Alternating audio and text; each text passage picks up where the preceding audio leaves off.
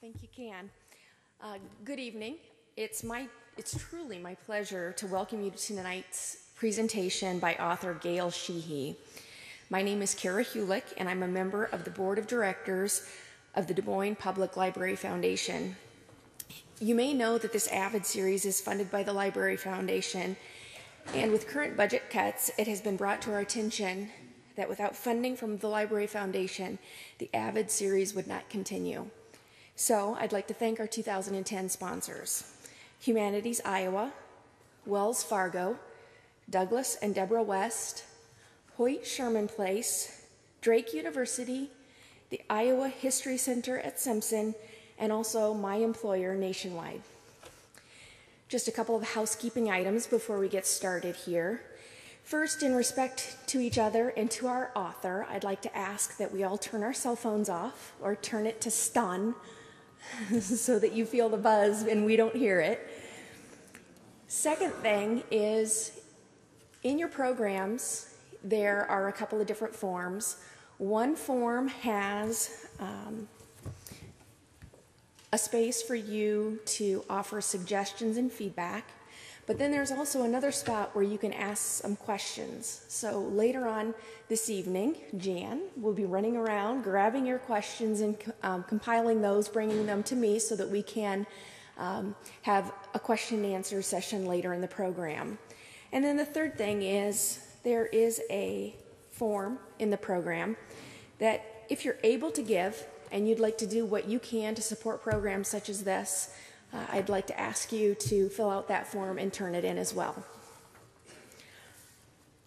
Also, after the program, University Bookstore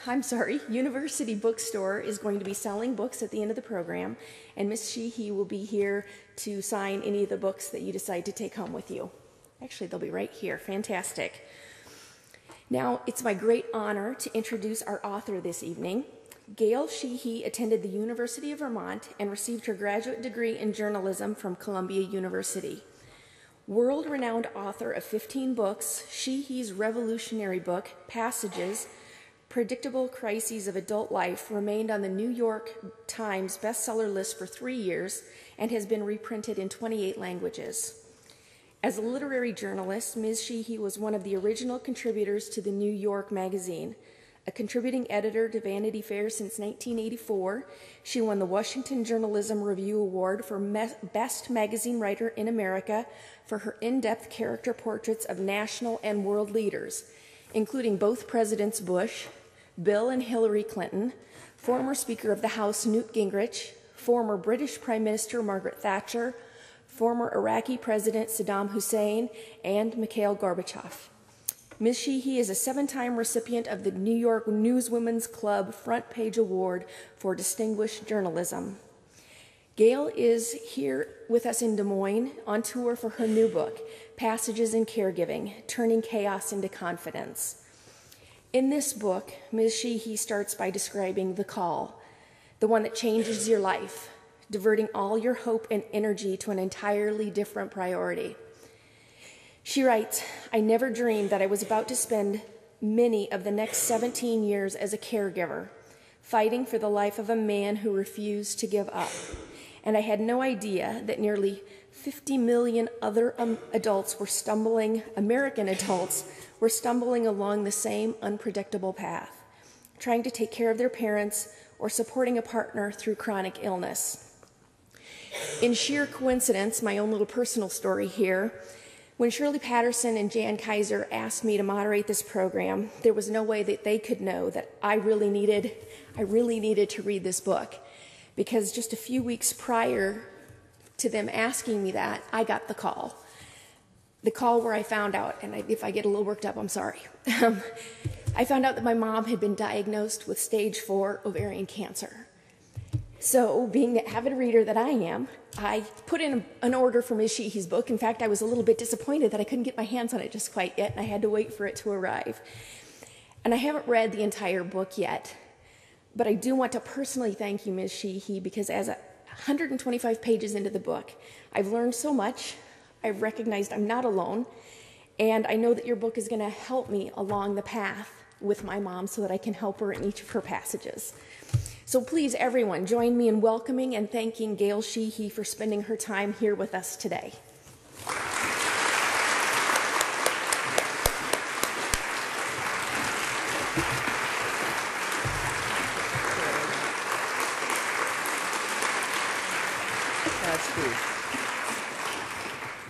Thank you for sharing that, Cara, and thank you to Jan Kaiser for shepherding me around today. I am so glad to be back in Des Moines and not here as a journalist covering the Caucasus in sub-zero weather.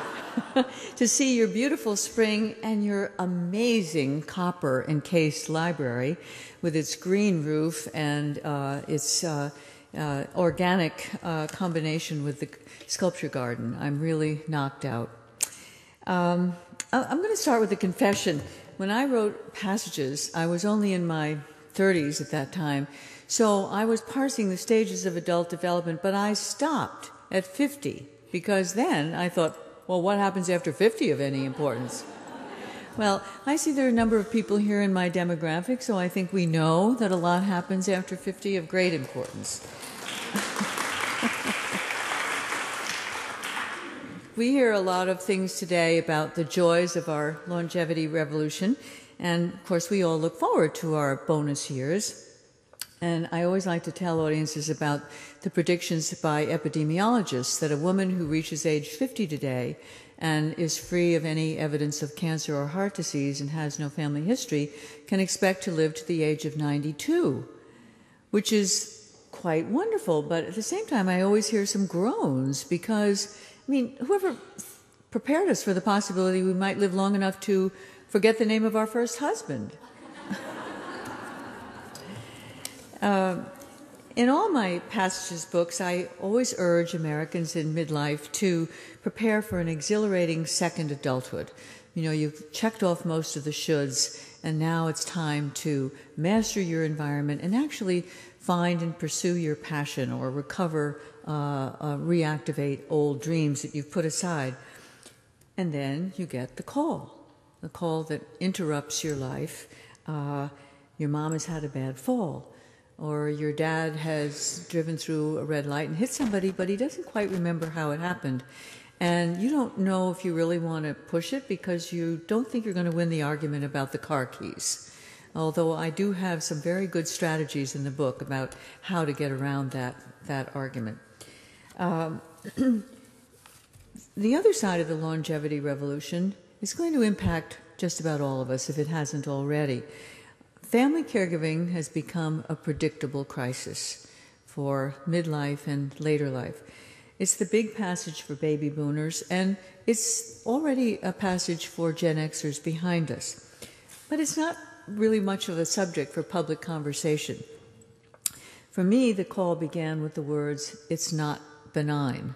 I was sitting in a beauty shop having my hair done because I was going to a concert that evening with my husband, and I barely recognized this voice, and I put it together. It was my husband's oncologist, but I hadn't talked to him for 2 years, and I said, "But wait, 2 years ago when you took out the cyst on my husband's neck, you said, it's benign." He said, "I know, the pathologist recut the old slides. It's cancer." So we started off 2 years behind the 8 ball, and that exchange plunged us into that whirlpool of denial and confusion and fear that confronts all of us when we confront aging and physical decline of our loved ones. And it took me quite a long while to recognize it, as it does most people, that my life was also radically changing, that I had a new role, family caregiver. I was in my early 50s with my children launched and my career was doing very well. My husband was a well-known magazine editor and publisher, Clay Felker, and suddenly he was reduced to a patient in a Johnny coat. This is such a shock. I often say I had 9 months to prepare for my first child. I had about 9 hours to prepare for caring for my husband. But I should have been better prepared because this is now a predictable crisis with our parents and with perhaps a brother or sister and certainly and with a spouse. But most family caregivers I've interviewed think, why is this so hard? Am I doing anything right? I feel so alone. Well, you're not alone. As Cara mentioned, today there are now, believe it or not, almost 50 million Americans who are taking care of an adult who used to be independent. That's only a little bit fewer than the number of Americans who are taking care of children under 18. And those numbers are probably going to cross in the next 10 or 20 years as baby boomers are taking care of more and more of their elders and then being taken care of themselves. So this call, shows it thrusts most of us into shock and denial because we don't know the medical lingo. We don't know who to call. We don't know where to start. We have no idea how to navigate our way through the patchwork of alternatives and insurance regulations and Medicare rules. And most of us have no concept of how long, how much it will cost, and how much we will have to pay for it. Most people start simply by taking mom or dad to their doctors and staying with her maybe for a few days after surgery. But before you know it, you're on the phone all day, checking up on people who don't show up at mom's house when they're supposed to, or arguing with the insurance company, or calling to get the test results, which never seem to be passed from one doctor to another. And yet, when people tell me their story, and I can't sit down at a restaurant, I can't, anybody who looks at my book and says, what's that about? And I say, well, it probably isn't for you because, you're very young. And I'll hear from a 35-year-old woman that she just, got the call at the same time as she was planning her wedding about her mother. So there's really no age limitation on this. But when people tell me their story, particularly women, they have no concept of themselves as playing what is really today a professional level role. They say, well, it's just what we do as a daughter or as a wife. Listen to this, the typical caregiver profile, because this may be you. The average family caregiver today is a woman in her 40s who still has at least one child at home and who works outside the home, at least part-time. This is Cara. She has 3 children at home. The average caregiver spends at least 20 hours a week on care for a loved one, often at the expense of attention to her teenage children or to her husband, and certainly to her friends and her own health, which is the biggest danger. And if this is you, I hope you have an aha moment. Say, whoa, I am in a very important and professional level role, and I need to communicate that to doctors and nurses and to my friends. Because the prevalence of this mostly ignored passage is pretty staggering. In almost 1 out of 3 American homes, somebody is taking care of an adult who used to be independent. And more than half of America's caregivers work full-time.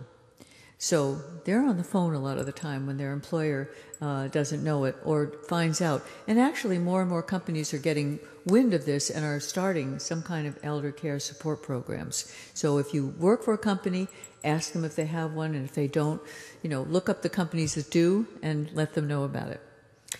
And 1/3 of family caregivers today are men, although their efforts are often administrative or long distance, but very necessary. I walked that journey with my husband over the course of 17 years, not full-time, but because we had some wonderful long reprieves. But I'm continually shocked at the gaping holes in the medical and home care available to middle-class Americans. I mean, rich people have, extra help that they can call on. And poor people, it's not easy, but they can take advantage of Medicaid. It's the middle class that is kind of left high and dry, particularly in terms of long-term care. And the presence of a family member becomes, as an advocate, becomes almost a matter of survival because of the gaps in the system. So the secret of caregiving success took me quite a while to figure out, but it's quite simply, we cannot do it alone. No one can. We have to create a support circle, a circle of care. My best advice is to choose those doctors and nurses who will be our advocates as caregivers, who as voices of recognized authority will speak up for the right of the patient and the caregiver to determine their goals, and then the treatment should follow those wishes. And we need to form a collaborative team with healthcare professionals.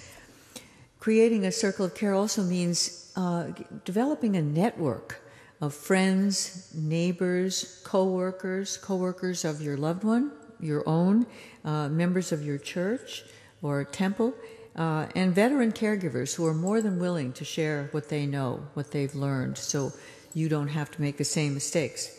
And that's why I had to write this book, because my mission is to illuminate the challenges and also the gifts of caregiving, because this is a time when you can become, and do often become, more intimate with your mom or dad, even if you've been somewhat distant, than ever before in your life, and when reconciliations can occur and when families can come closer together.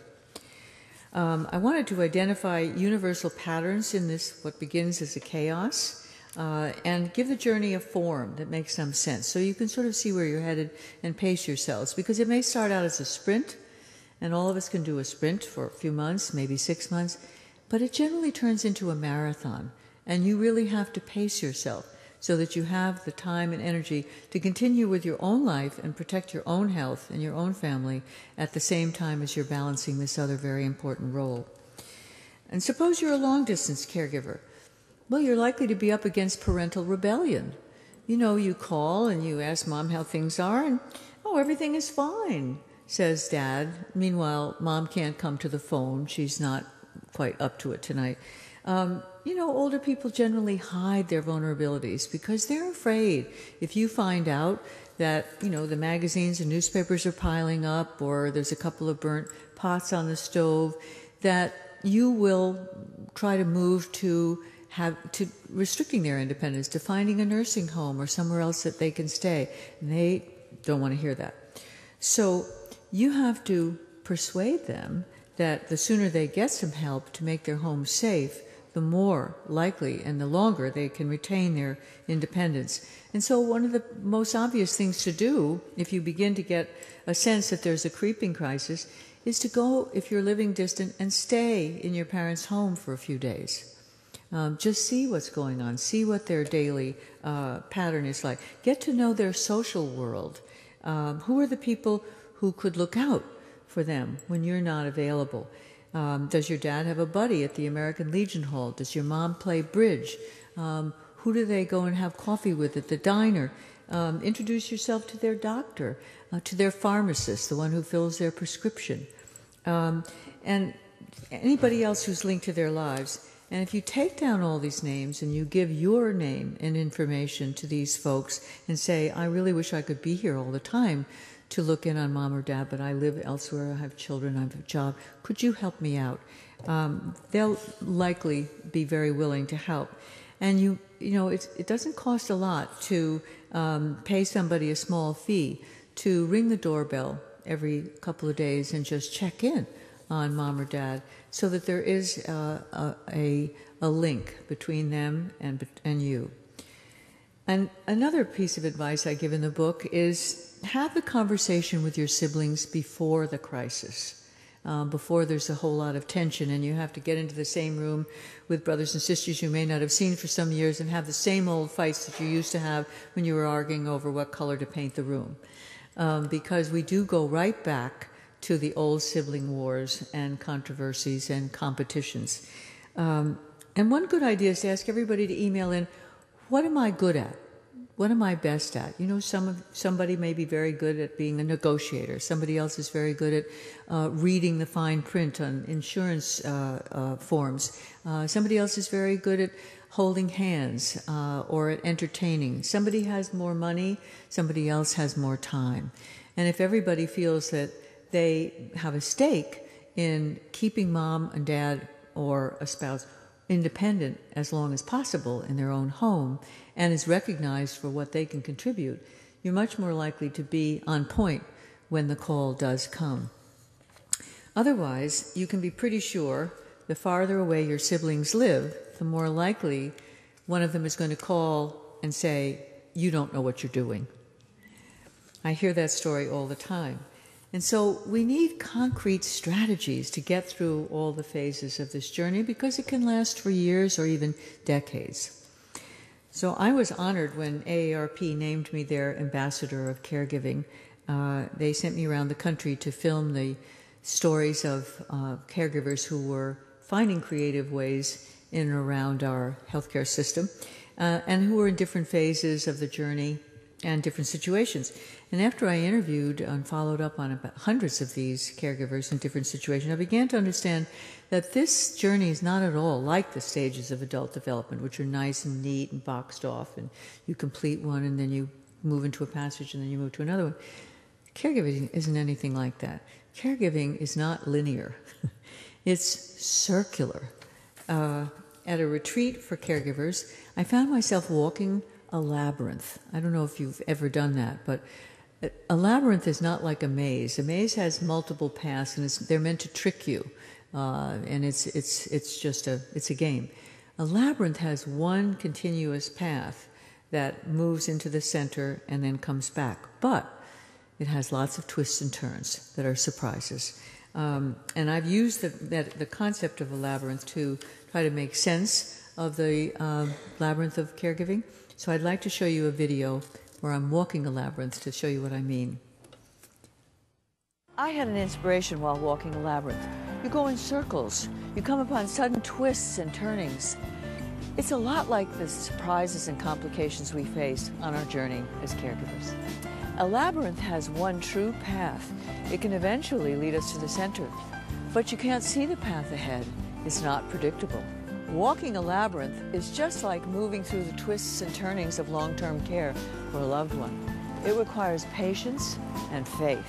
Sometimes you double back, but you're not going backwards. You're just revisiting a previous challenge, but this time you'll know it differently. Walking a labyrinth is not a should. It's a spiritual exercise. Tune out the mind chatter and tune into your intuitive self. The goal is not to get to the center as quickly as possible to find the answer. There is no one answer to the challenge of caregiving. This is a pilgrimage to the center of our being. Once we reach the center, we may touch the depths of despair, but here we can also find our way to acceptance. We accept that our loved one is not going to return to the old, normal, independent person he or she once was. Here, we accept both the inevitability of death and the promise of our comeback to life. That is the other half of the journey, coming back. The path of transformation, back to a life of your own and a new self. As I walked this journey, I began to see there were certain crisis points that were more or less universal, or at least commonplace. I found 8 of them. The first one being shock and mobilization, when you really don't see yourself as a caregiver and you're just trying to get through the day and struggling to speak with doctors and seeking a second or third opinion. And often you have multiple specialists and maybe even integrative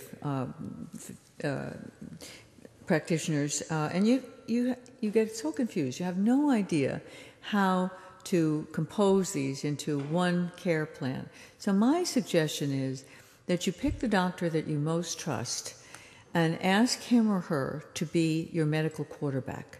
That is to say, we need to decide on a care plan. Help me to choose among all these different treatment options.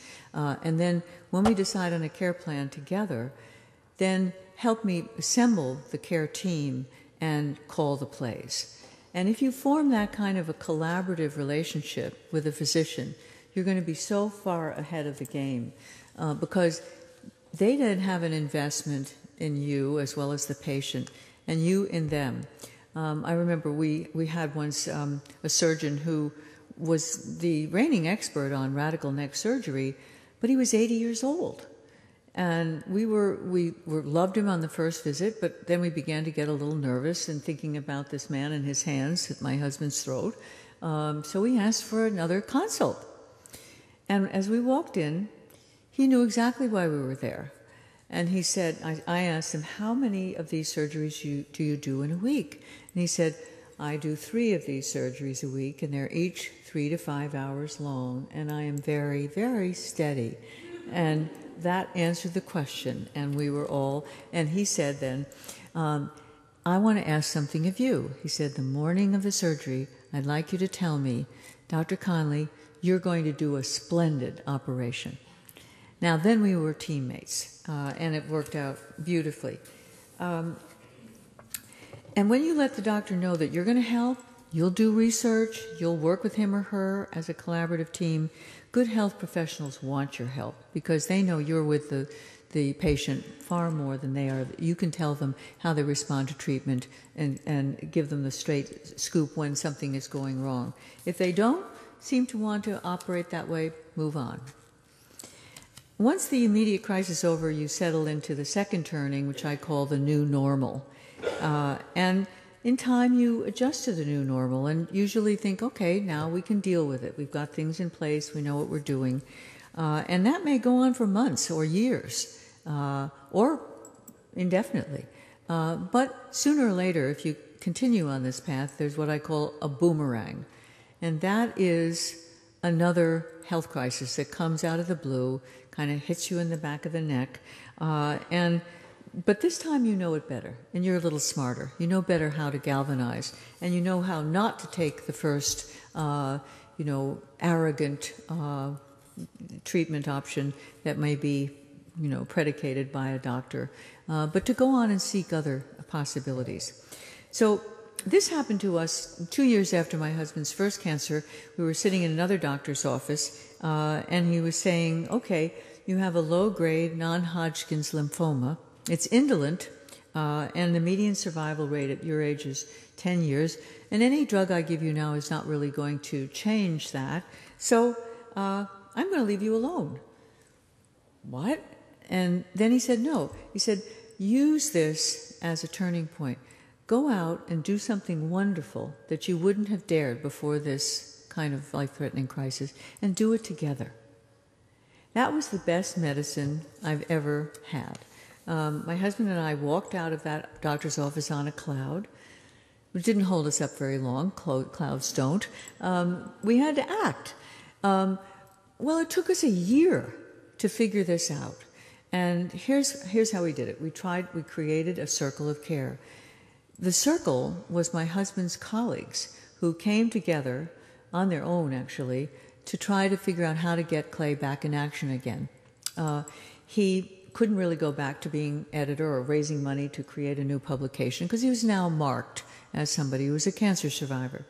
So they went around to universities and colleges to see what kind of opportunity they could find for him to be a hands-on teacher of how to make magazines. At the same time, I was taking a walk every weekend with Clay, and we did this routinely, took a walk and thought through what it was he loved about what he did that was stripped of any title or, meaning or place. Not any meaning, but any title or status. But just the actual essence of what he did. And I say this is important for anybody who is threatened with a life-threatening illness. What is it that you, and only you, with your unique concatenation of experience and talents and interests, can do with the rest of your life and give back to others? And when my husband hit on it one day, it was just right out of the air. He said, I know what I love to do. I love to identify and shape young talent. Well, that suggested a teaching role, but an active teaching role. And at the same time, his circle of care of colleagues came up with University of California, Berkeley, and said they were looking for somebody to start a magazine program. And so all we had to do was tear up our lives that we'd made in New York for years, decades, move to California, move into a student apartment for the first semester where we were sharing and fighting over one bathroom, and back to brick and board bookcases. But we did it. And we found a running track overlooking San Francisco Bay where the horizons were unlimited. We walked down every morning to a little outdoor cafe where we could sit in January and February and read our New York Times and have our cafe au lait. And we were young and in love all over again. It was the most magical change. And it was produced out of the shock of mortality and needing to change our lives and re-stimulate.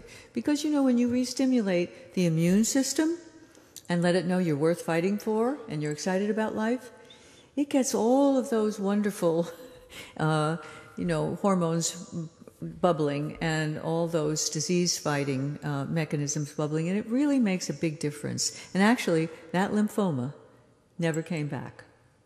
So it definitely was a healthy move. When 1/3 of family caregivers still have children under the age of 18 living at home with them, and they usually take care of 2 or more people, parents or in-laws. This is the sandwich generation.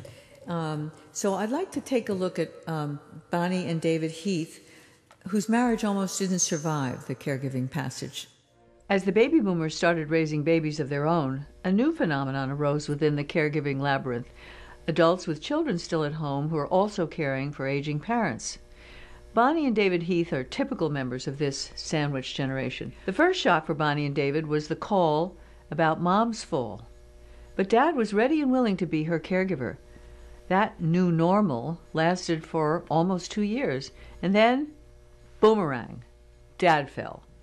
Now neither Mom nor Dad could be much help to each other. It all fell on the shoulders of Bonnie and David. You were out walking together when you got the call that changed your lives. When Raylene had taken her fall, she was pretty much bedridden, but Larry was able to bring her breakfast in bed, make her lunch, make her dinner, go out and do the grocery shopping, go pick up dry cleaning. But when he had his fall and was unconscious, everything stopped. After he came out of the hospital, he was different, and there was we could see some dementia set in. He could no longer be the caregiver, and that's when we needed to bring in additional help. Now suddenly he couldn't do the caretaking, and Mom is in a wheelchair. She can't get up to help him. What was the mental health impact on your mom? I felt she had all the classic symptoms of clinical depression, high anxiety, an unwillingness to address any kind of change. She wanted to stay in her room all the time. She didn't want to get dressed each day. She wanted to be left alone to lay in bed. That's a downward spiral. Dr. Humayun, you're the medical director at the Motion Picture Television Fund. How common is untreated geriatric depression? Very common, very common. Often the diagnosis is delayed because people just think the change in behavior that depression brings about as just part of aging. Mom is just getting old. Mm-hmm. And a lot of doctors might say the same thing. Absolutely, absolutely. Mm-hmm. We are underdiagnosing it. No question about it. Now, the family members often don't want to know that. Yes, and oftentimes they are not very receptive or friendly to that diagnosis either. Mm-hmm. How can you be telling us Mom is depressed? Mm-hmm. We're doing everything we can to make her happy. Right. It makes them at times look bad. Treatment of depression is not just going to a psychiatrist. Right. Is it because the person is depressed because of a medical condition, such as a bad knee or declining vision, or is it because she's just alone and lonely? Mm-hmm. But the more somebody retreats and stays in their room, stays in their bed, the less interaction, the less social stimulation, the less cognitive activity going on, the more and more likely they'll be depressed. You facilitate family meetings quite often. Geriatric assessment really would not be complete without having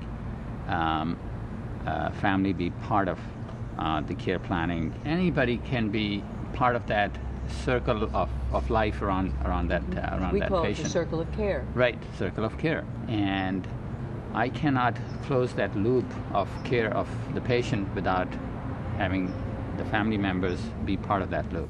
But how do you get the whole family involved in the loop? David, the son, protested, well, he had a job as a film editor 12 hours a day. He couldn't possibly be present to be the family caregiver.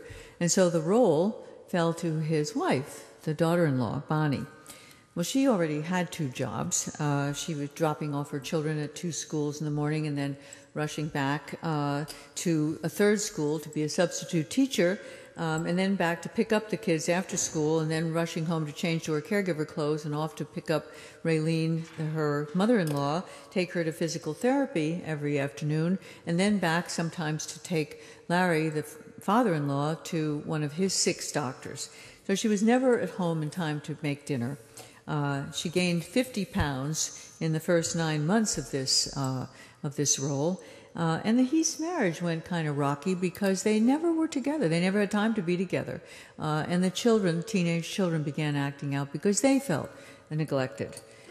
So after 9 months of doing it all, Bonnie came to the next turning on the labyrinth. I can't do this anymore. This is a very common point. She reminded her husband that he had 5 siblings, 5, and they all lived within 2 hours of Mom and Dad. Why weren't they part of the circle of care? Well, fortunately, the Heaths belong to the Motion Picture Television Fund, which is a nonprofit healthcare provider for members of the entertainment industry. And so Bonnie asked about assisted living for her in-laws on that campus. Well, there was too long a waiting list, which is so common because we don't really apply for such a place until the crisis is upon us, and then it's often too late. But Dr. Humayun, the geriatric psychiatrist, urged that Bonnie bring her parents in for the in-laws in for a full geriatric assessment and by their care management team. And what they do there is bring in people earlier and earlier when they're still healthy to get an assessment, get a baseline, get them started on exercise programs in their healthcare center so that they, when and if they do develop a problem, they're right there, already known, their whole medical history is already in the bank, and things can happen very easily, and the caregiver is already part of the whole circle of care. So once they had the geriatric assessment, the doctor urged David to call all his siblings together for a family meeting. Well, David said, "Oh, I can't possibly do that. They're all bosses. They're all going to argue. It's going to turn into a horrible family fight. We can't do that." And the geriatrician assured him that by bringing them all in together, and the parents at the same time, that everybody would hear the same facts, and those who were in denial or in opposition would have to hear the same facts and deal with reality, and those who were sitting on the sideline might run out of excuses. So the key to avoiding that was the presence of a social worker, a neutral mediator, and that's really an important concept for any family meeting, because any one of the members of the family or the primary caregiver is already is going to raise hackles with some of the other family members. But a neutral, independent healthcare professional can really deliver the news without any emotional baggage. So the doctor was able to tell the whole family that Larry, the dad, from his fall, was now suffering from moderate cognitive decline. So he needed help. He needed social stimulation separate from his wife. And Raylene, the mother, hadn't really been out of the house except for physical therapy for 9 months. This is not healthy for anyone. They all had to agree. And that she was in clinical depression, even though she had been fiercely denying it. And then the social worker suggested that each sibling picked a weekend or a day that they could take Mom out. And then Mom protested, and she said, no, I only trust Bonnie because she knows how to take me from my wheelchair into her car. And the social worker said, well, then why don't we have a training day? And everybody bring their SUV or their sedan, all their different level cars, and everybody can practice doing the dance with Mom, moving her into the car and out. And she'll love it, and you'll love it, and then everybody will be able to take her out. And that's what they did. And the family all got together, and Raylene came out of clinical depression because she was now seeing so many different faces and having different conversations and going out. And it relieved Larry of feeling that he was failing as a caregiver. Now he could focus a little bit on his own needs. Bonnie and David were able to resume their nightly after-work walks. They lost a lot of extra weight over the next 6 months, and their marriage revived, and their kids demanded that they take one date night a week. Not like the new movie date night, but other date nights. The fourth turning I call playing God. The most devoted caregivers who perform most responsibly and often in isolation begin to think, and I did too, that you and you alone are responsible for keeping this person safe and alive day to day. And the more you think that, the more the patient is likely to reinforce it by saying things like, you know, my daughter is the only one I trust, or my son is the only one who knows how to do what I need. And it can become a very unhealthy, codependent relationship. It happened to me. The problem is, as long as things are going well and you're succeeding, it's very, ego-satisfying to feel that you are so essential, that you're keeping somebody else alive and safe. You're playing God. But then, when things don't go well, or treatment backfires, or the old illness roars out of hibernation, if you're God, you're going to think it's your fault, right? It's not your fault. You can't control disease or aging or someone else's life trajectory. And when you accept that and say, well, there is a God, but I'm not it, that is a huge relief for a caregiver and a big leap. I want you to meet a devoted caregiver who played God for a couple of years and almost didn't survive her role. This is Harriet Colbert. She and her family lived in Philadelphia. They're very church-going, middle-class family, but they hadn't been particularly close in recent years. Harriet had never married or had children. She lived with Mom. She had taken care of Dad, and he died, and then she was expected to just move on and take care of Mom. The rest of the sisters and brothers, and there were 7 of them, just figured since she'd done all the caregiving, she would do it again. One of the sons is a 30-year veteran social worker who actually runs an area agency on aging in Delaware County. But he didn't think he had to be a caregiver because that's what the women in the family do. He told me later in great embarrassment, it was just the female sibling thing. Old roles came up. Well, Harriet had been a promising artist. She'd gone to art school. She painted beautiful oils. They were all over the house. And she told me that it was, when she was growing up, painting was as necessary to her as breathing. That's a passion. But once her ailing parents began to lean on her, she gave it up. And she never thought of herself as playing a role with a name called caregiver. As she said to me one time, well, we were raised to think that, you save the best meat for the men and, you let them rest because they work so hard. I said, Harriet, don't you have a job? She said, yes. How many hours? Well, she was a medical claims adjuster working 50 to 60 hours a week. But it never, she didn't put 2 and 2 together. And so after a year of being up half the nights with her mother wandering, because she would sleep during the day, and then at night she would wander around, get stuck between the washer and dryer, and then Harriet would stagger out of the house at 7 in the morning to go to work, not sure that she could put one foot in front of the other.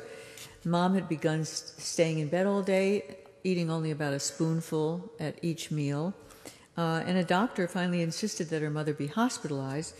Harriet was too tired to protest, and Helen Colbert was given a devastating diagnosis, failure to thrive. Well, how do you think that made Harriet feel? She was a total failure. She was failing to make her mother want to thrive. And she confided to me at one point, sometimes I wonder what's the point. She said, I'll probably just get Alzheimer's like Mom when I'm her age. I don't have any children to take care of me, and so, when I'm 70, I'll just take some pills. Now that's the tragedy that one can get into. Well, fortunately, Lewis found the PACE program. It's a Medicaid waiver program where you can actually have somebody come and dress your loved one, take them to a central location for seniors, a community-based medical center, adult daycare center, and have all the doctors see the person at the one location and also have an exciting social experience. And that helped, but that only helped for 2 days a week, and the rest of the time Harriet was on the job. So after 2 years, she did get sick, quite sick, and she reached the same turning as Bonnie Heath. I can't do this anymore. We all get there sooner or later, but it takes too long caregiver hotlines say they don't get that call until somebody has been doing this for 3 or 4 years. And by that time, they're right at burnout. And burnout is a dangerous place to be. So what I always say is, you have to, from the early part of taking on this role, you have to take at least an hour a day, every day, to do something pleasurable for yourself. Something that really gives you pleasure and relief. Release from that hypervigilance that has a hormonal cycle of stress hormones going all the time. You have to give your body time to reset, your mind time to reset. And it can be something as simple and wonderful as going to the library and reading a book where nobody can bother you for an hour or two, or going to a yoga class, or having tea with a friend, or getting a manicure, or if it's a guy working in the garage or fixing up old cars. But it has to be something that's only for you. And that is really the best prescription of all. Now let's see how the Colberts worked their way through this passage and brought the whole family closer together. Never in my life have I had to take care of Mom. Right. My whole life she was taking care of me. There you go. And So the tables got turned very quickly. Very quickly. That's a big shock. Yes. I'm the 5th out of the 7 children, but when I was really young, she used to jump rope with us, play softball, go sledding with us. I remember all that. And it's really hard, thinking back and remembering how she used to be, and seeing her go down like that all of a sudden last year. Finally got to the point where she just wouldn't get out of bed for 2 or 3 days. I didn't know what to do. And I tried to call my doctor, and I was just so upset I couldn't even talk about it. So my brother Lewis talked to the doctor for me. Your mother was recently widowed and began to decline. She was showing signs of Alzheimer's. Her diabetes worsened. She was falling. She wound up in the hospital. Up until then, your sisters, Harriet and Lisa, had been doing most of the care for Mom. They'd established a new normal. How did that new normal come apart when your mom was hospitalized? And while she was in the hospital, the doctors recommended that she go to a nursing home to rehab, to build her strength up. And the first thing, she had this look on her face. I was like, wow. And I said, Mom, what's going on? Did she look scared? She was frightened to death. She said, these men came and got me and took me last night, and I don't know where they were taking me, and I don't know where I am. And she was actually transported at 11 o'clock at night. Without any notification of your family? No. So my sister and I go to the nurse's station, and we asked, and there was a lady there with big RN behind her name, said, has my mother received any medication? The nurse on duty said to us, we have not given your mother any medication because we don't know who to bill it to. We don't have any insurance information on your mother. We looked at each other like, I can't believe this lady said this. The medical director, who is a physician, is telling me all the reasons why he thought it was not a good thing for my mother to leave there. He was not listening to what I was saying, and I don't really think it was about my mother. I think it was about, I'm a doctor, and you're going to do what the doctor says. He kept saying, so then you're going to take your mother out against medical advice. And I said, yes, I'm going to take her out against medical advice. Now we're at the point where we're howling and screaming. And when he understood that I wasn't backing down, then he finally started to change his tone. But it was clearly a battle. It was a battle between what we as her caregivers, her siblings, her children, who are with her every day, what we saw and what we thought was right and best for our mother versus a physician who was remote. I mean, he didn't even see her while he was in the hospital. Now you've got your mom in the car, you're driving her back to your home, and it's all on you. What did you feel like at that moment? My brothers, my sisters, nobody else is home. The care is on me. And quite frankly, I'm a social worker trained. I've been working in the field for 30-some years, but I was frightened to death. I felt inadequate. I felt untrained. I questioned my skills, and I literally remember praying, oh, dear Lord, please help me. What did you learn from this experience, and what do you want to tell other caregivers about advocating? After that experience with my mother, I remember it clicked. You have to become a fearless caregiver in terms of advocating for your loved one. What was it that jolted you into mobilizing the whole family to come up with a different system? Lisa was working here in the house, and so we thought that everything was being covered. And I don't remember if it was Harriet or Lisa, but somebody sent an email saying this is getting to be too much for her. She was worried about Harriet getting sicker, and then she used that 2-letter word, nursing home. That got everybody's attention. I've heard people use that expression, one mother can raise 7 children, but it takes 7 of us to take care of mom. And it's real, and it's very true. And so we called a family meeting. And from that family meeting, we sat down and we kind of looked at who can do what. I know in our family, you see the opportunity to be a caregiver as a privilege. Yes, it's hard. Yes, it's draining, but there's the flip side to it. It's the fun side to it. You've met my mother. My mother is a lot of fun to be around. She sure is. Brian picks you up like a doll and brings you in the house sometimes. Your elevator? Because he will pick me up. And I know his brother was having a party at his house. He picked me up at the end of the program, picked me up by my legs and threw me over his shoulder. And I walked out to the car. Thank God it's working okay for us. I think it's working for all of us. Okay, so the 7th turning I call coming back. That's the most important turning of all for the caregiver, because you reach the center of the labyrinth, really the inner place of knowing, and here you have to come to terms with the reality that most likely your loved one is not going to come back, but is going to become more needy and dependent. You're on a different path. And so for you to come back, you have to think about preparing a different path for yourself. And it means reconnecting with your own interests, getting back in touch with your friends, picking up a passion that was put on hold, and asking yourself, what are your transports to joy? What were your lifelines before this role, maybe independent of your loved one? Whether it's music or making art or coaching or collecting or causes or reading or writing or woodworking or fixing up old cars. Harriet Colbert began coming back again only by taking up her painting again, but this was a gift returned by her mother.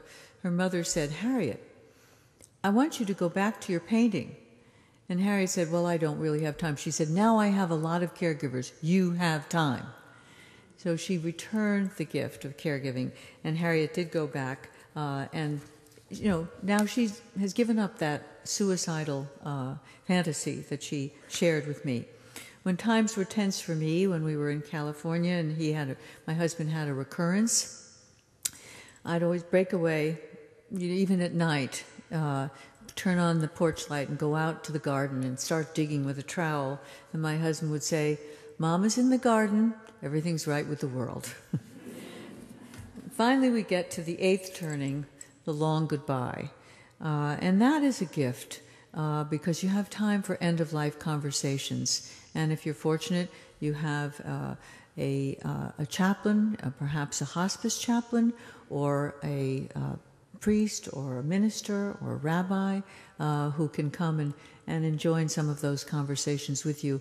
I think oftentimes when I hear from people whose loved ones died suddenly without any warning, that is a true robbery of that time, that precious time when you can be intimate and close. But the downside of a long in-between stage is what I call it, is that you have to deal with a healthcare system that has no provision for that. I'm talking about when somebody has a chronic condition or multiple conditions, but is not ready to sign on to hospice, is not prepared to die. And this is what most illnesses turn into today. Cancer, it comes and goes, it recurs, there may be long periods in between when everything is fine. Heart disease, stroke, diabetes, certainly all of the autoimmune diseases and the cognitive diseases, all often have a long trajectory when people are not ready to sign up for a 6-month deadline or are not ready to give up medical treatment, both of which are mandated by Medicare, which funds a hospice. As wonderful as hospice is, there's a reason that most people don't take advantage of it until the last weeks or even days of their life.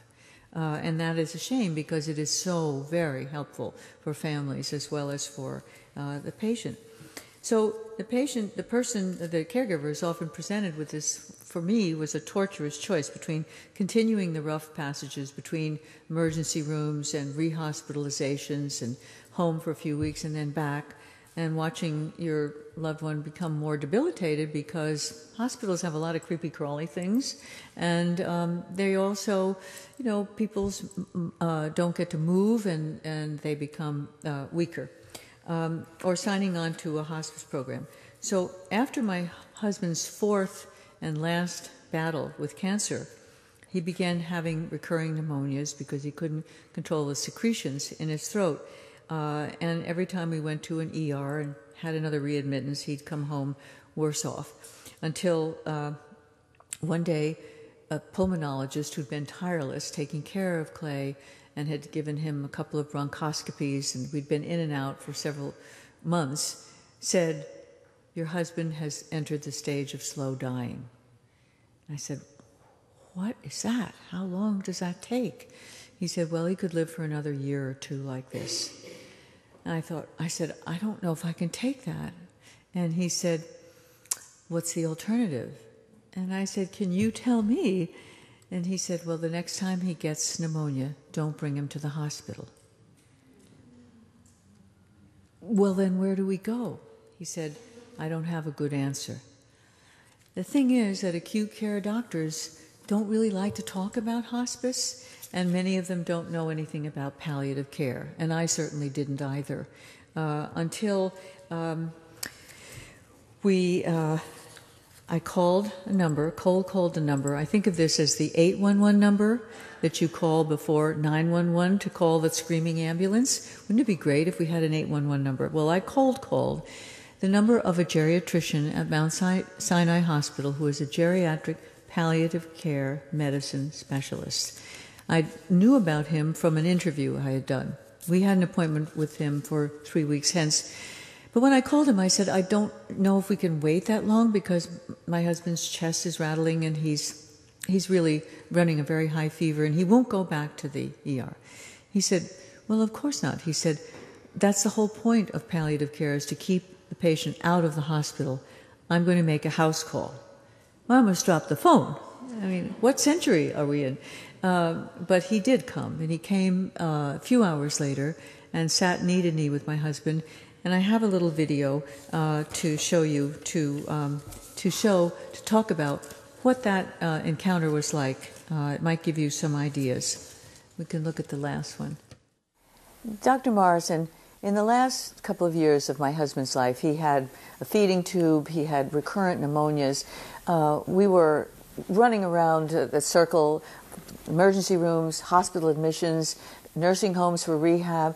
It just wore us out. And my husband just seemed to get sicker all the time. One day, we'd waited for 8 hours in an emergency room for a CAT scan, and Clay finally said, "Let's go home. I never want to come back to a hospital again." I wheeled him out of that hospital with the IV needle still in his arms. It was a small triumph. And then I called you, and you brought the concept of palliative care into our home. You made a house call. I couldn't believe it. Why is palliative care able to empower the patient? Too often what we do in medicine is we start with what are our treatments and say this is what we have to offer you.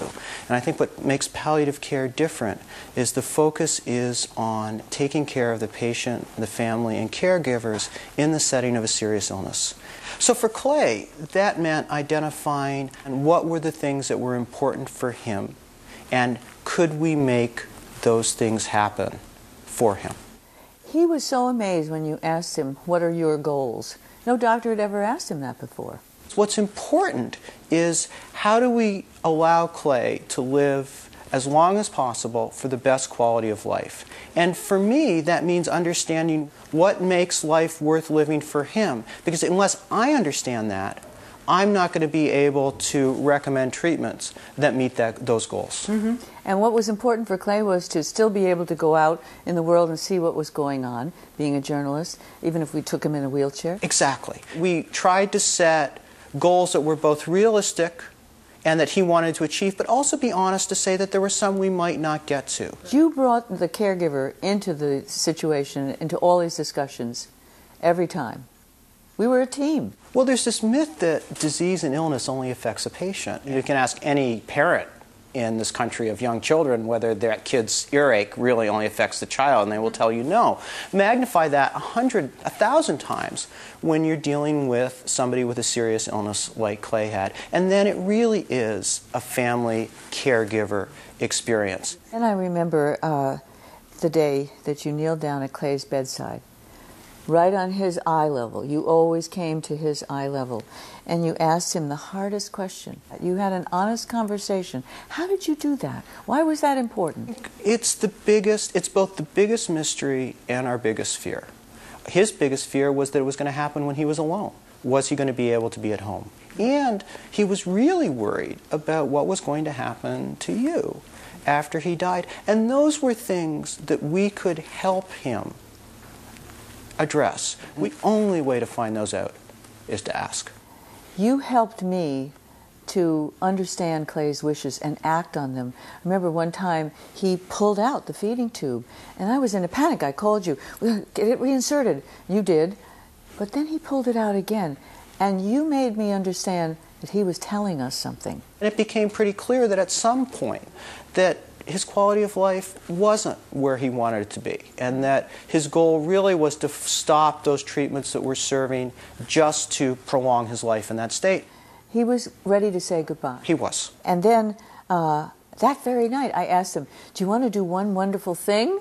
And he smiled, and I said, jazz. And I said, Dizzy's Coca-Cola Club has a show tonight. I think it's on in 2 hours. Are you ready for it? And he wanted to get dressed. He pushed himself up from the bed. Remember, we went to the closet. He even let me put tinted sunscreen on him to give him some color. And it wasn't easy to get him in and out of a cab to a show, but he sat there in his wheelchair and drumming on the table at the time of the drummer. We came home at midnight. He didn't want to stop talking. And we put his speaking tube in, and he said, that was a magical evening. That was worth gold. He was actively dying then, and the idea that you had brought him to a place where he could say, it's time to say goodbye, I really want to do this, was quite a gift. So, this passage for the caregivers who are going to outlive it is probably one of the most memorable ones in our lives. Because how we usher a mom or dad or another family member or a spouse out of life has so much impact on how we think about ourselves. Am I a good person? Did I do the right thing? Did I do everything I could? Did I let my siblings do the heavy lifting? Or did I share moments of full presence with my loved one as often as I could? So I hope if this book doesn't hit you where you are now, I hope you might recommend it to someone you know and love who needs a guide on this journey so they can free themselves from guilt and prepare a comeback to their own lives. Thanks.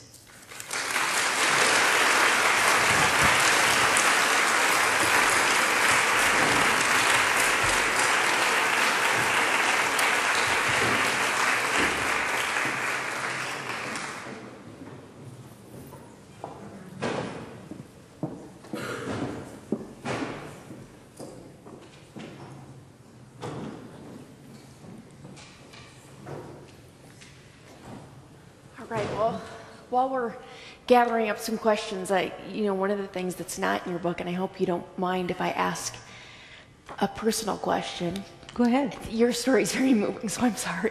Oh. What about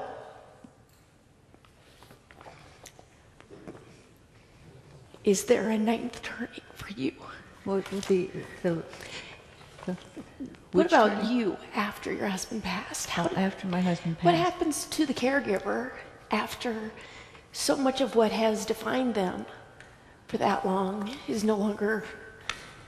Well, I'll tell you, I was a writer before I met my husband. I was a writer with him he was an editor, and I wrote stories for New York Magazine, which he started. We had an enormously close and rich life together, 17 years of a tempestuous relationship and then 24 years of marriage. It took us, it was a whirlwind courtship. But there was a time I kept my career going because I knew that I had to have something to come back to. He was 12 years older than I, and when we made the move to California, I knew we weren't going to stay in California forever, that at some point he would retire or perhaps get ill, and that we would come back to New York where our friends and family and the doctors that we dealt with were. And if I lost him, I would lose myself. So I commuted from California to New York. And there was some tension, of course, with that. Why can't you be with me all the time? Because my associates are in New York. I had, I would stay up late at night with editors and, meet with editors while I was writing a book. Our children were there, grandchildren were coming, and I'm glad I made that choice. And towards the end, in the last year, when we were working with Dr. Morrison, it was actually the spring of the last presidential election, and I was asked to do a story of the last days or months, as it turned out to be months, of Hillary Clinton's campaign by Vanity Fair. And I said, well, I can't possibly do that because I'd have to be away much of the time. And I talked to Dr. Morrison, and he said, Gall, you're a writer. You can't give up yourself. I order you to go back to work. And he said, I'm going to stand at the bedside with Clay, and I'm going to tell him my prescription for you, and I'm going to see if he'll buy into it. And that's what he did. And he got my sister alongside of there and my daughter, and they said, we don't even recognize Gall anymore. She needs to get back to herself. They didn't have to talk Clay into it. He said, go, I want you to be a writer. And he said, all I ask is you come back and give me all the news and gossip. And I came back after 4 days on the road, and I was kind of afraid to walk into the house. I was afraid I would just see him kind of, dejected and slumped over. He was already in a hospital bed in the dining room. And I came in, and he was just alive, and his arms out, ready to hug me. He wanted to hear everything. He got up out of bed. He got on a walker, went into the living room. He said, it's still light out. Let's go out for a walk. And we went out for a movie that night. My re-energizing gave him energy, and I can see heads nodding. You know what that's like. So I did have something to go back to, and I was actually beginning to interview for the book while he was still alive. And shortly, within 6 weeks after he passed on, I had to be on the road with AARP finding and filming other caregivers. So I was able to talk to people like me and, commiserate with them and they with me, and be very engaged. And that kind of kept me going for 6 months before I was ready to grieve. So. Thank you. Thank you for sharing. Where was the Labyrinth located?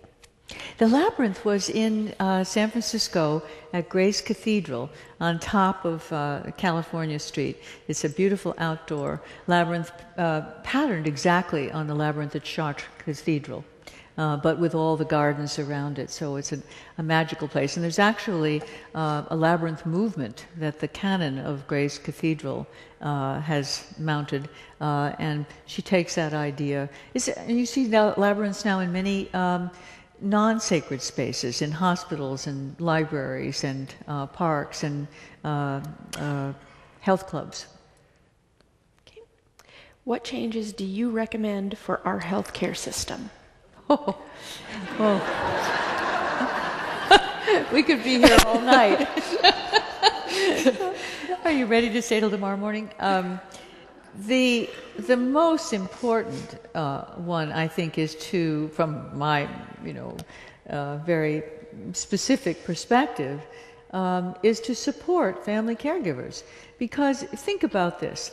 It's the people in their 40s and 50s and 60s who are doing this job. And these are people who are the most valuable members of society. They're the people with the experience, with the know-how, who are doing the job, paying taxes, taking care of children, shepherding them on into their own adulthood. And if they have to give up their careers, or they lose their health, and we lose 2 for 1, we can't really, proceed economically or socially as a society very well. And because boomers are now in their 50s and moving into the Medicare population, this is only going to grow and grow and grow. There is a tiny beginning in the new healthcare law. There is, for the first time, a provision of government-paid long-term health insurance. Employers, by the end of this year, are going to be able to give people the option to have a small amount taken out of their salary each month to put into a national pool for long-term care insurance. The younger people are, the fewer years they've worked, the smaller that fee will be, and vice versa. It's just like Social Security, but it's for long-term care insurance at a very reduced rate. More people who join that pool, the less it will cost all of us. And this will not vest for 5 years, but then the person who needs the long-term care will be able to elect to take $75 a day and use it to pay a family caregiver or to retrofit their home or whatever they need. So that's the very beginning. It's the Class Act that Senator Ted Kennedy had been trying to pass for the last 30 years. It is embedded in this new healthcare law. So there's a beginning. But I think what's going to happen more sooner than that is more and more community-based care, providing respite for caregivers so that you can take half a day off or take a weekend for a vacation. And also, the most positive thing that's happening now is the village movement. How many of you have heard of the village movement? 1, 2? Well, what this means is it started at Beacon Hill in Boston 7 years ago. Now maybe some of you recognize it, where a group of people living in proximity decided that they were getting older and they wanted to live out the rest of their lives in their own homes.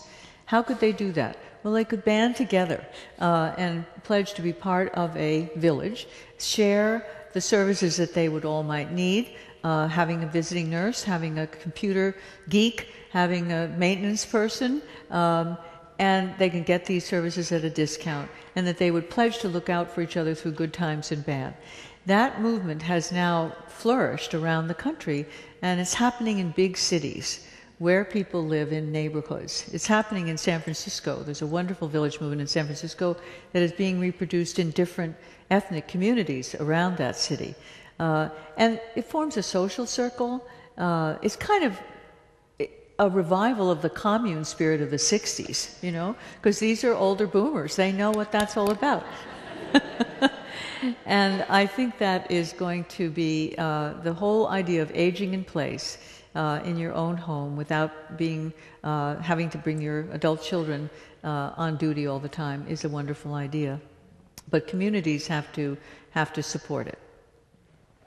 All right, next question. My dad is a healthy, actively employed 71-year-old.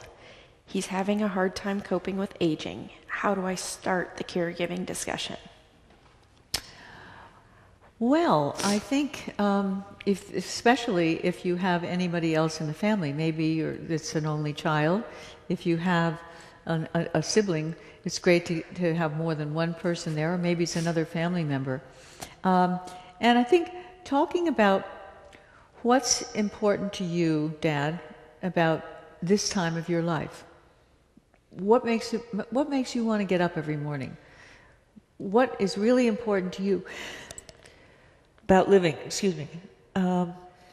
and then try to foster that aspect of his life so that he knows you're, on his wavelength. Because the choices have to be made by the person themselves.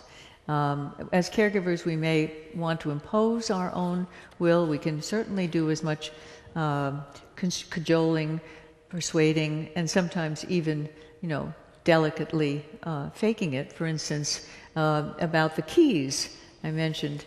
One of the ways that people approach the obdurate parent who says, "Of course I can drive." "What do you mean? I've been driving all my life. You only got your license 30 years ago. I've had mine for 60 years. Is to say, Dad, your car really needs a tune-up. I'm going to take it in for you. I really want it to be safe for you. And you take it and park it at your house or somebody else's house, and then you say, "Gee, the parts have been ordered, but it's going to take a long time."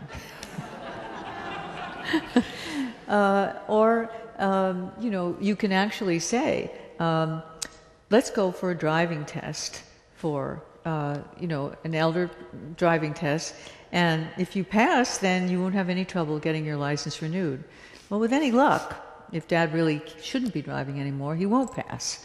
And then it won't be on you to have made that decision.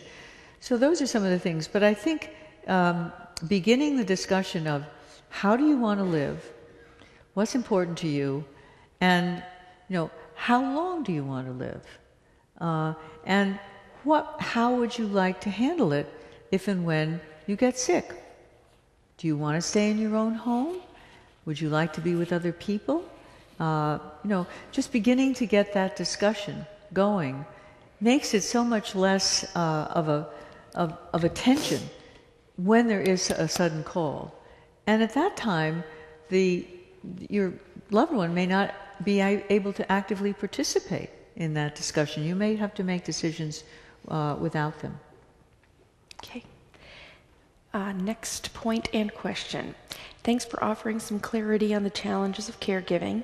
As a hospice social worker, I might suggest that many clinical depressions are a natural reaction to loss of control. Right. Creating ways for persons to have choices can do wonders versus antidepressants. Your thoughts? I totally agree. Treating geriatric depression is not just a matter of medication or a psychiatrist. It absolutely is having choices, having the sense that you're not confined to just the same habits. And I think change of scene is such a wonderful, exhilarating experience for somebody who has been perhaps shut in for a while in a hospital or in rehab. And I'll tell you, one time I took my husband when he was quite weak. He had a feeding tube, and we'd been eating at home for 6 months because you had to, blenderize and strain and puree everything, and I didn't think it didn't seem very interesting for him to be sitting out in a restaurant while I'm eating and he can't. So I said, "Are you bored?" And he said, "Yes." And I said, "What about we go to Paris for a week?" And he said, "How could you, create my milkshake?" I said, "Well, they have blenders in Paris. We just get it in French current and we'll do it in the hotel room." And so we went. Well, 12 hours, door to door, and we're standing, on the curb at Charles de Gaulle Airport, and my husband was kind of leaning on me and saying, feeling humiliated to say it, "Don't leave me." And I thought, wow, I must have been crazy to think of taking someone in his condition, on a transatlantic flight. But we got into the hotel room, and the next morning I made his breakfast, and I gave him 2 shots of café au lait, and suddenly he was up, and let's go to the Louvre. And we did. We had lunch in the hotel room, and then I said, "But dinner in the hotel room?" So I crossed the street and looked for a little unpretentious French cafe, and I took the blender with me, and the strainer, and the tube, so they would see, and I asked if I could speak with the chef. And he came out, and I said, "My husband has to have a special preparation of his meal. Could you possibly blenderize your wonderful rotisserie chicken with some mashed potatoes and a vegetable and put it through this sieve and give it to us in a pitcher so he could use it? He said, Madame, your husband drinks his chicken. And I said, not exactly, but he actually can't take it through his mouth. And he said, oh, quel dommage, the idea that he could not taste the exquisite cuisine. But he agreed with great, magnanimity that he would be happy to do this. And that night, he sent out 2 waiters with silver trays with silver carafes on them. They blocked the view and, poured and my husband poured his meal. And while he was sniffing my wonderful chicken, and we were sitting with candlelight and a glass of wine in the same romantic setting that we had loved so many times. We were there for 3 hours. It was probably one of the most beautiful dates we ever had. And at the end of the evening, 2 separate French couples came over to us to welcome us to Paris. Now, when was the last time that happened to you as an American? So that encouraged us. And actually, that was in the last 6 months of his life. And we went out for dinner frequently. After that, we went to a friend's house. They would come to our house. And we got over the idea that, we couldn't do this because of his feeding tube. And what we learned is normal is as normal does. And living and reliving that Paris trip until the end of his life was worth a lot. So I fully endorse the idea of having choices and even taking chances because, you're only going to live once. What are your thoughts about involving the younger generation to participate in caregiving of their grandparents? Oh, I think this is wonderful, and it's happening more and more frequently. Of course, as a society, we used to live with multiple generations in the household, so the death wasn't as absolutely unthinkable to people, because as children we saw it. It was a natural part of the beginning and the end of the life cycle. So I'll say that my grandchildren, who all of them came along after Clay was sick, got very used to helping out and liking to help out and sending him cards and so on. And at one point, when we thought it was actually the last day or night, the whole family came over and spent the whole day. My 9-year-old, then 7-year-old grandson was taken out of school, and we had a 3-year-old and a baby of about 9 months. And the baby sat right on Clay's chest and started playing with his nose, just like any other interesting object, made him laugh. And Declan, the 7-year-old, sat right down and started drawing a picture, and he had a vision coming over, and he wanted to draw this picture for Clay. And it was a beautiful, really like a painting with 3 red gumdrop mountains and a little stick figure sticking out of the top of one with a little gravestone alongside of it saying R.I.P. and love from Declan forever. And he gave it to Clay, who really responded. And then he stood on just the outside of the family circle while we told stories and laughed and played music, and watched this and took in the normalcy of this passage in the same way that he had taken in the normalcy of his mother childbearing his sister at home. He hadn't actually gone in to see the childbirth. He'd been offered the opportunity, and he said, next time. There's 3 parts to this, and so I'm trying to figure out how exactly to ask this. But I'm actually going to maybe turn it a little bit into something I felt as you were speaking. At one point is, and I read it in here as well, it's 2 years later, and you get the call. Yeah. The first thought that popped in my mind is, I would be so mad that they caught it the first time. They didn't catch it the first time. Right. And so part of the question here is, talk about your feelings, frustration, anger, blame, and then in that, who did you turn to during this, and how did you get beyond being overwhelmed? That's a very good question. I think what Cara is talking about is with the story I told at the beginning, that when I got the call, the doctor had to tell me that the old pathology slides had been recut, and they had discovered that it had been cancer the first time, when what they told us was a benign cyst had been removed. When I heard that, at first there's a sense of betrayal and a sense of urgency. How can we run and catch up and make up for these 2 years of time? And I remember thinking, we'll never ever again be carefree. That was wrong. We actually did have many carefree times over the course of those next 17 years. But it turned out that the pathologist who had made the mistake was a colleague of my first husband's who had gone to medical school with him. And I thought, how does he feel? What a terrible thing he must feel. And so I went to see him, and he just hugged me, and we didn't really have to say almost anything. And that just got me right over that. And the thing was that we had to now work on life. If you waste any emotional energy on the anger and the regret and you're going to rob yourself of the energy you need to deal with moving forward and supporting the person you love. So we just skipped right over that and went on. And from then on, I'll tell you, with one exception, we had wonderful experiences with doctors. And the one exception was when we went to one of the most prestigious hospitals in New York.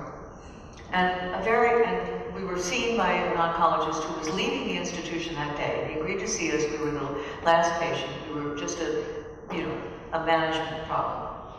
And we had the 2 daughters with us. And this man just, wheeled on his rolling chair, got knee to knee with my husband, never looked at me or the children, and just said, there's one option and one option only, radical neck surgery. And he said, and by the way, even you have to give the surgeon full consent to do whatever he needs. Sometimes they will take the voice box even if it's not involved in the cancer. And I said, the voice box, what are you talking about? He said, well, you can get the details from the surgeon. It was unthinkable. My husband's a communicator. They were going to take away his voice. We walked out of that consult, the 4 of us dragging on a Friday afternoon. And over the weekend, my husband said, I would rather just die. I can't face this. I would certainly appreciate that. And what we did was we just said, there's got to be another way. And we started calling people, and then friends were calling other people, and you hopscotch around, and eventually some stranger will come through with a suggestion. It's amazing how this works. I think it's a God thing, but a godsend.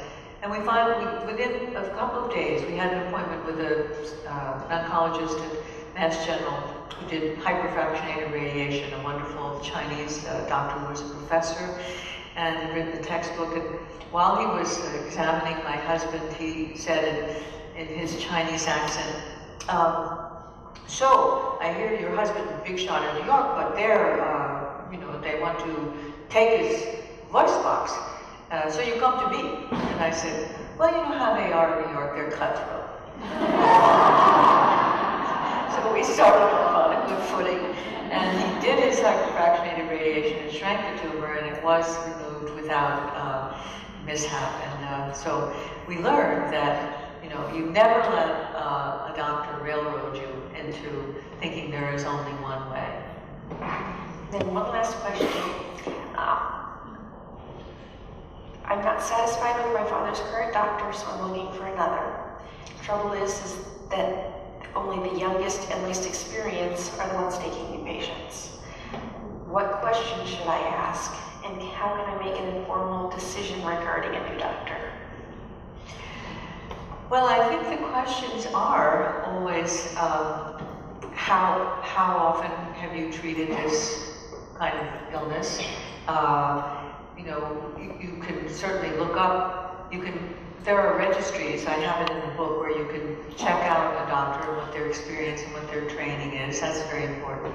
What hospital are they associated with? If you're going to be, someone's going to be needing treatment at a hospital, how often does that hospital produce that procedure or take care of that? How specialized are they in that area? You can learn a lot about the doctor, and if you go in saying, three most important questions are, will you be the one who will help me decide on the treatment and decide on a care plan? Will you deal with pain and any other side effects of treatment? And can I call you or your nurse when I think I need to and get you on the phone? And if they can answer three of those questions with some enthusiasm, I think you've got a winner. Otherwise, you know, if they say, well, I'm sorry, I just don't have time for that kind of involvement, and you want them to be honest, say, be honest with me, then you should shop elsewhere. On behalf of all of us here, I want to thank you for joining us here in Des Moines. I very much appreciated your